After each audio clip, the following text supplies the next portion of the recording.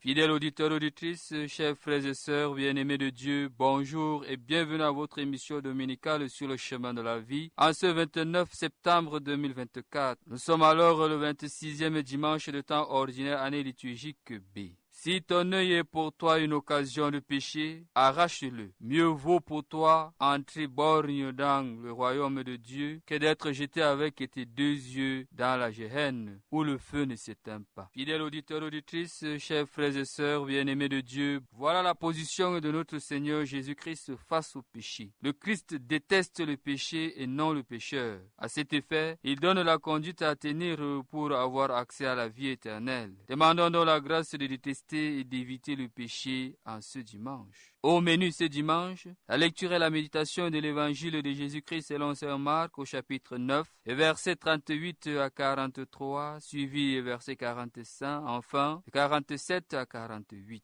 Ensuite, nous partagerons quelques nouvelles de l'Église universelle et particulière. Pour vous servir, ce matin, nous sommes Jean Dunga à la cabine technique, Pascal Menoir à la réalisation, Abbé Ghislain Jean Poussimo à la coordination. Nous recevons dans ce studio pour la lecture de l'évangile en langue foufoulée, M. Victor Bouba. Et pour la méditation de l'évangile, nous avons la joie d'accueillir l'abbé Jean-Bernard Zeke, recteur de la cathédrale Notre-Dame des Apôtres, par ailleurs directeur des œuvres pontificales missionnaires. Votre fidélité nous honore, installez-vous confortablement. Êtres et mots de notre histoire, paroles venues du fond des temps, portées de main en main par tout un peuple, tissées dans nos mémoires, gravées dans notre chair. Paroles venues du fond des temps, Dieu dans notre histoire. Passe la porte, ouvre le livre, la parole fait vivre. Passe la porte, ouvre le livre. Le Seigneur soit avec vous et avec votre esprit. Évangile de Jésus-Christ selon saint Marc. To Yohana wi'i Yeesu, modibbo min gi'i goɗɗo ɗon riwa ginnaji be inde ma, min kaɗi mo ngam o hawtay be meɗen. Amma Yeesu jaabi, ta kaɗe mo. Ko moye huwi kayeefiji be inde am wawata hallingo yam law ɓaawo ɗon. Ngam ko moye mo honaki en ɗon be meɗen. Ande ko moye yarni on ndiyam seɗɗa ngam inde am, ngam on yimɓe almasihu fakat o heɓan barjari maako. Amma lesɓe nuɗɗinɓeyam, to goɗɗo dayni gooto maɓɓe ha am, ndikkama mo ɓe ɓila hayre mawnde ha dande maako, ɓe nguubomo nder weendu. Ngam majum to jungo ma nastinima nder hakke ta'ungo, nastugo ngendam a guddo ɓuran to nastugo be juuɗe ma ɗiɗi nder yiite jahannama nge yiifata. Malla to kosngal ma nastinima nder hakke ta'ungal, nastugo ngendam a bosɗo ɓuran dow wuubeego be kosɗe ma ɗiɗi nder yiite jahannama nge yiifata. Non bo to yiitere ma estima waɗugo hakke ɗofunde, nastugo ngendam ar doggo ɓuran dow wuubeego nder jahannama be yiite bigite ma ɗiɗi, haa ton gilɗi maɓɓe mbatata, yiite bo ñiifata. En ce temps-là, Jean, l'un des 12, disait à Jésus, « Maître, nous avons vu quelqu'un expulser les démons en ton nom. Nous l'en avons empêché, car il n'est pas de ceux qui nous suivent. » Jésus répondit, « Ne l'empêchez pas, car celui qui fait un miracle en mon nom ne peut pas aussitôt après mal parler de moi. Celui qui n'est pas contre nous est pour nous, et celui qui nous donnera un verre d'eau, au nom de votre appartenance au Christ, Amen, je vous le dis, il ne restera pas sans récompense. Celui qui est un scandale, une occasion de chute, pour un seul de ces tout-petits qui croient en moi, mieux vaudrait pour lui qu'on lui attache au cou une de ses meules, que tournent les ânes et qu'on le jette à la mer. Et si ta main est pour toi une occasion de chute, coupe-la. Mieux vaut pour toi entrer manchot dans la vie éternelle que de t'en aller dans la géhenne avec tes deux mains, là où le feu ne s'éteint pas. Si ton pied est pour toi une occasion de chute, coupe-le. Mieux vaut pour toi entrer estropié dans la vie éternelle que de t'en aller dans la géhenne avec tes deux pieds. Si ton œil est pour toi une occasion de chute, arrache-le.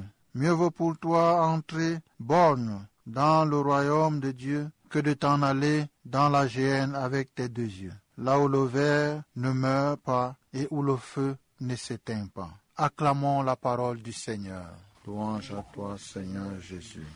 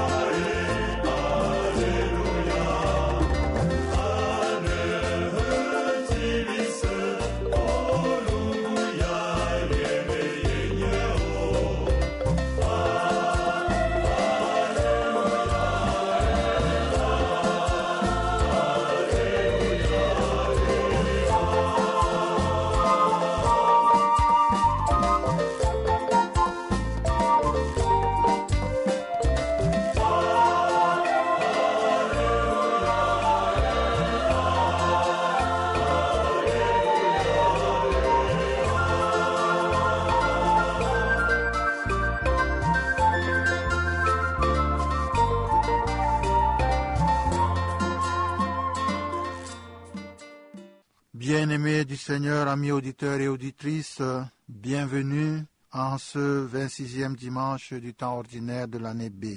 Après la rentrée scolaire, après la rentrée pastorale, vient ce 26e dimanche ordinaire qui nous dit des scènes ordinaires de la vie. La jalousie, l'égoïsme, l'orgueil, l'injustice aussi sont là dans le cœur de l'homme, toujours actuels, car l'homme est pareil à n'importe quel moment de l'histoire, dans n'importe quelle société. Se débarrasser de l'esprit de l'envie, de la jalousie, de l'esprit de domination et de supériorité est parfois très difficile. C'est peut-être ressenti comme une perte, une mutilation, une sorte de mort, ce qui est des sens possibles des propos de Jésus sur la main, le pied et l'œil. Bien-aimés, en contraste avec la mesquinerie qui trop souvent nous habite, nous constatons la largeur d'esprit tant de Moïse que de Jésus. La première lecture nous montre Eldad et Médad se mettre à prophétiser alors qu'ils ne sont pas mandatés pour cela. Des gens vont le dire à Moïse. Ces deux hommes n'ont pas le droit de prophétiser. Mais Moïse ne voit pas les choses ainsi. Il fait part de son rêve de voir tout son peuple devenir un peuple de prophètes. Bien-aimés, plusieurs siècles plus tard, nous avons l'évangile de Marc avec la même question de monopole. L'un des 12 vient à Jésus pour dénoncer des gens qui se mettent à chasser les démons alors qu'ils ne font pas partie du groupe des disciples. La réponse de Jésus est claire et précise. Ne l'empêchez pas, car celui qui fait un miracle à mon nom ne peut pas aussitôt après mal parler de moi. Repérons bien la bonne nouvelle de ce message. Jésus reconnaît le bien d'où qu'il vienne. Son attitude, c'est l'accueil et l'ouverture à tous. Aucun groupe n'a le monopole du beau, du bien et du vrai. Il ne s'agit pas de tolérance, mais de reconnaissance et d'humilité. Cela signifie que l'Esprit Saint ne travaille pas que dans l'Église. On ne peut empêcher l'Esprit de Dieu de souffler où il veut. Il agit aussi dans l'humanité tout entière. Ces hommes de bonne volonté, nous les trouvons dans toutes les religions. Nous n'avons pas le monopole de la charité, ni de la vérité, ni de la sainteté. On a longtemps pensé que le pape, les évêques, les prêtres et les diacres étaient les seuls à avoir le droit de parler de la part de Dieu. Aujourd'hui, nous voyons des chrétiens qui se forment pour exercer des responsabilités d'enseignement religieux et d'aumônerie dans les collèges, les lycées et même les hôpitaux. Et ce qui est extraordinaire, c'est que l'Esprit est à l'œuvre, même en dehors de l'Église. Il intervient aussi dans le cœur de ceux qui sont d'une autre religion et dans celui de tous les hommes. Nous n'avons pas, bien-aimés, le droit d'enfermer Dieu dans nos catégories, ni dans l'idée que nous nous faisons de lui. Son amour est universel. Son grand désir, c'est de rassembler tous les hommes et de les combler de sa vie. Si nous voulons être en accord avec ce Dieu d'amour, nous devons changer notre regard sur ceux et celles qui nous entourent. Le Seigneur attend de nous une estime profonde pour tous ceux que nous rencontrons sur notre route. Cette estime doit se porter vers nos frères dans la foi, mais aussi vers tous ceux et celles qui sont en sa recherche. L'Évangile nous montre également les avertissements sévères à l'égard de celui qui entraînera la chute d'un petit. Faire tomber un disciple qui a décidé de suivre Jésus est extrêmement grave. Quand saint Marc écrit son évangile, il pense à ceux qui ne sont pas de notre Église. Parmi eux se trouvent des sympathisants qui sont prêts à franchir le seuil. On ne doit pas les refouler. Bien au contraire, nous sommes envoyés pour travailler au salut de tous les hommes. Dieu les aime tous et il ne veut pas qu'un seul se perde. Amis auditeurs et auditrices, nous trouvons 3 exemples pour prévenir la chute. Jésus nous parle d'abord de la main. Elle est faite pour recevoir les dons de Dieu et les partager. La main qui entraîne au péché, c'est celle qui cherche à accumuler des richesses au détriment des plus pauvres. Elle n'hésite pas à frapper pour en avoir encore plus. C'est cette soif de richesse qui peut entraîner la chute d'un petit. C'est extrêmement grave, surtout quand ça vient d'un chrétien. Le pied, c'est l'indépendance et l'autonomie. Il permet d'aller et venir. Aujourd'hui, nous comprenons que Jésus nous appelle tous à marcher à sa suite. Il est le chemin, la vérité et la vie. C'est par lui que nous allons au Père. On peut pécher avec le pied quand on court vers le mal et qu'on y entraîne les autres. Pécher avec le pied, c'est se détourner de Dieu et s'engager dans des chemins de perdition. Le péché de l'œil, c'est de voir bon ce que Dieu déclare mauvais. Les yeux peuvent nous entraîner dans l'illusion et nous détourner de Dieu et des autres. Nous pensons aux riches qui n'avaient pas vu le pauvre Lazare au pied de sa porte. Son péché a été de ne voir que lui-même et ses intérêts personnels immédiats. Bien-aimés, c'est exactement cela que dénonce la lettre de Saint Jacques. Il s'attaque à ceux qui accumulent pour eux richesse et argent. Il s'en prend à ceux qui exploitent les travailleurs qui sont sous leur ordre. Ces richesses qu'ils empilent sont pourries. Elles ne font que fausser les relations de fraternité et de justice. Si Dieu nous donne plus de bien, c'est pour faire plus d'heureux. Ce qui fait la valeur d'une vie, c'est l'amour.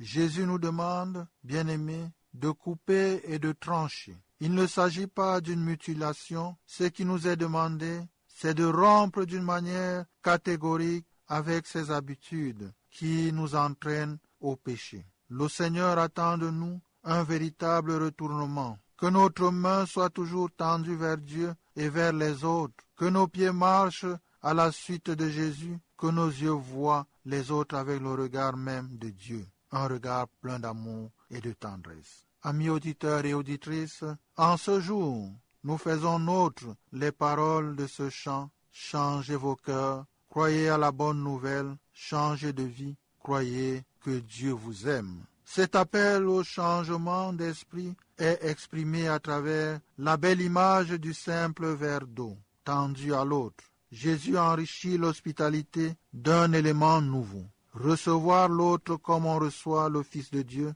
c'est une bonne nouvelle que Jésus nous annonce aujourd'hui. L'Esprit qui souffle où il veut anime tous les hommes de bonne volonté, tous ceux qui aujourd'hui sont capables de donner un verre d'eau, de donner un cahier, de donner un bic, de donner une couverture, de donner un cartable, un habit aux pauvres et aux petits de notre terre, dépassent les limites de nos clochers. Sachons, chers frères et sœurs, amis auditeurs, le reconnaître et nous en réjouir.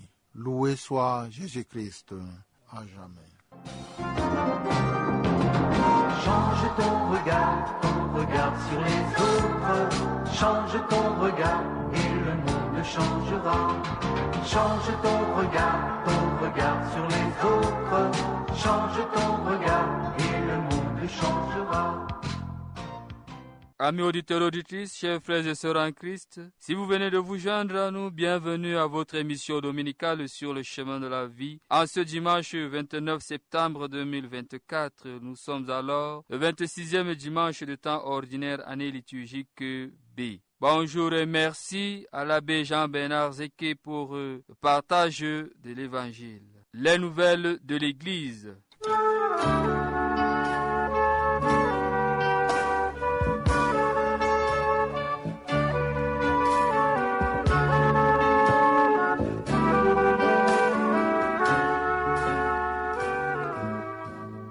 Du diocèse.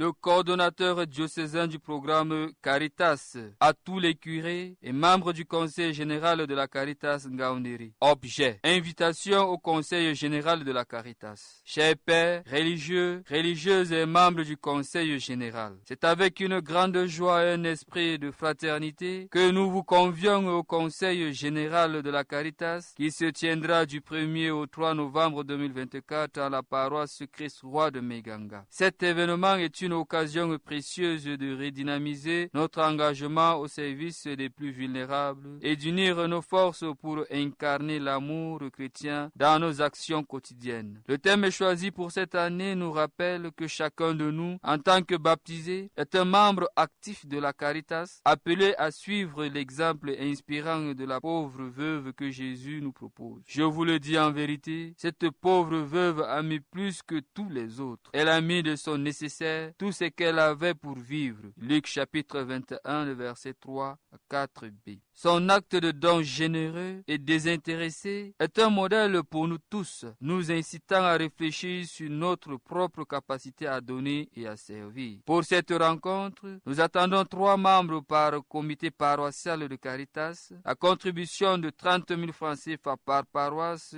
et à reverser dans le compte de la Caritas diocésain à la procure au plus tard le 15 octobre 2024. Nous encourageons chaque paroisse ou structure souhaitant envoyer plus de 3 participants à contacter les curés et la coordination diocésaine pour organiser les réservations nécessaires. Cette invitation s'adresse également à toutes les personnes et ressources, aux fidèles désirant enrichir notre rencontre par leur présence. L'arrivée des participants est prévue le 31 octobre 2024 en soirée, selon le programme que vous trouverez en pièces jointes. Nous vous implorons de venir vêtus de votre tenue de la Caritas, symbolisant notre unité et notre engagement commun. En participant à cet événement, vous contribuerez non seulement à l'efficacité de nos actions, mais aussi à renouveler notre élan de solidarité et de don de soi envers ceux qui sont dans le besoin. C'est une occasion de se rassembler dans l'amour, de partager nos expériences et de raviver notre passion pour une mission qui nous appelle à agir avec générosité et bienveillance. Dans la l'attente de votre enthousiaste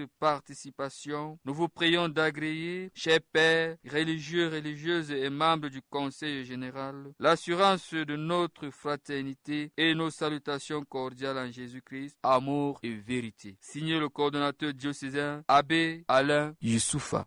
L'évêque, aux prêtres religieux, religieuses et fidèles du diocèse. Objet, collecte des fonds en faveur des victimes des inondations dans le diocèse de Yagua. Chers fils et filles bien-aimés, par la présente, je viens vous convier à un effort de solidarité à travers une collecte de fonds initiée par le président de la conférence épiscopale nationale du Cameroun, visant à apporter une assistance immédiate aux victimes des catastrophes naturelles survenues dans l'extrême nord, et plus particulièrement dans le diocèse de Yagua. Ces dernières semaines, cette région a été durement touchée par des inondations causées par des pluies torrentielles, laissant de nombreuses familles dans une situation de détresse extrême. Cette contribution accompagnée de nos prières sera le signe de notre proximité auprès de nos frères et sœurs du diocèse de Yagua. Nous vous invitons donc à participer activement à cette collecte de fonds qui se déroulera le dimanche 6 octobre 2024.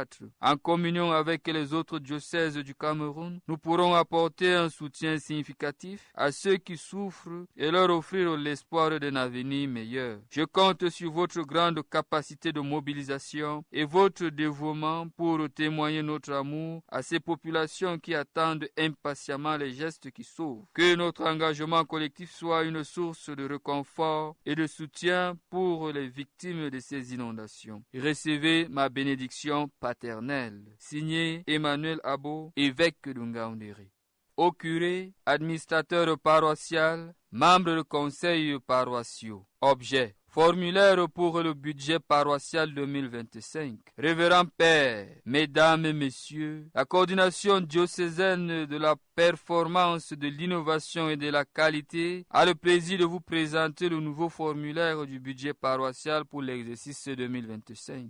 Comparativement au formulaire précédent, deux importantes mises à jour ont été intégrées au nouveau formulaire. Il s'agit notamment de la refonte de la nomenclature des postes budgétaires afin d'arrimer le formulaire sur le plan comptable OADA pour les entités à but non lucratif. La ventilation mensuelle des chiffres budgétaires afin de faciliter le suivi budgétaire relativement aux opérations paroissiales de chaque mois. Nous mettons également à votre disposition une formation en capsule vidéo de 18 minutes qui revient sur les généralités du processus budgétaire paroissial, la démarche pour remplir le formulaire et la procédure d'adoption et de soumission du budget. À titre de rappel, la version préliminaire du budget paroissial doit être transmise à la COPIC avant la tenue du presbytérium pour fin de révision et accompagnement en vue de la présentation en séance plénière. Nous vous en souhaitons bonne réception et restons à votre disposition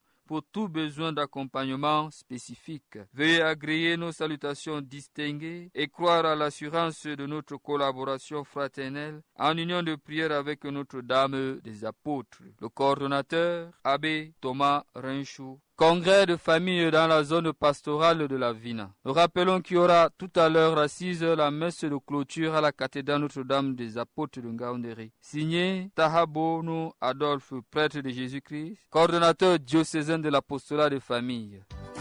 Joyeux anniversaire, joyeux anniversaire.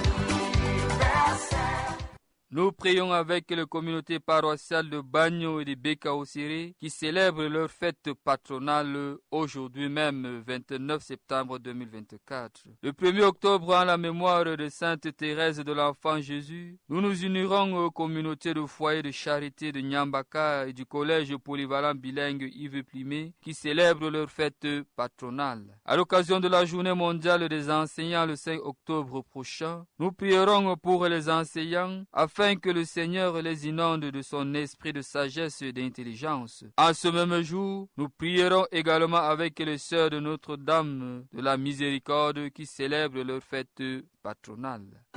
Joyeux anniversaire, joyeux anniversaire, joyeux anniversaire, joyeux anniversaire, joyeux anniversaire.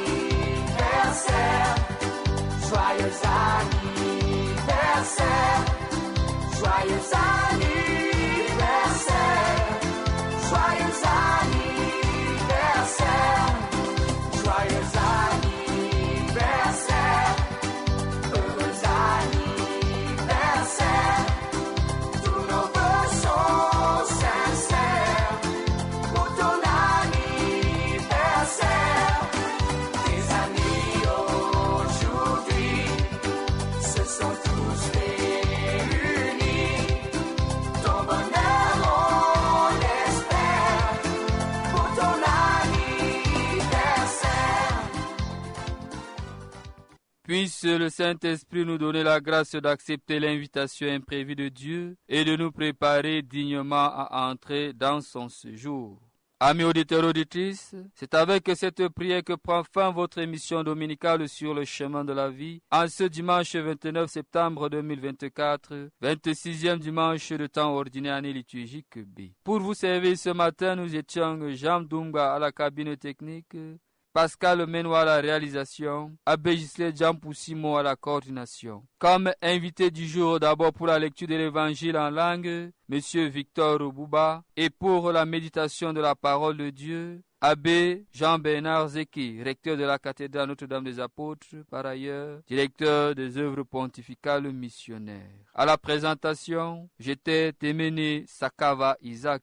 Votre fidélité nous honore. Contactez-nous sur le chemin de la vie, boîte postale 284 Ngaoundéré, au numéro de téléphone 690 59 69 48 ou au 674 78 01 51. N'oubliez pas vos autres émissions catholiques Cathon Info tous les dimanches soirs dès 18h sur la fréquence FM 95.7 MHz de Radio Sao Tulindila. Et votre magazine L'Église en marche tous les dimanches à partir de 18h sur la fréquence FM 102.5 MHz de CRTV Adamawa. Nous remercions une fois de plus CRTV Adamawa et la Radio Sao Tulindila pour la diffusion constante de ces émissions sur leurs ondes. Bon dimanche à tous. Retrouvons-nous dimanche prochain, même fréquence, même heure, même ambiance avec la grâce de Dieu, quand il sera exactement 5h30. À dimanche prochain avec la grâce de Dieu.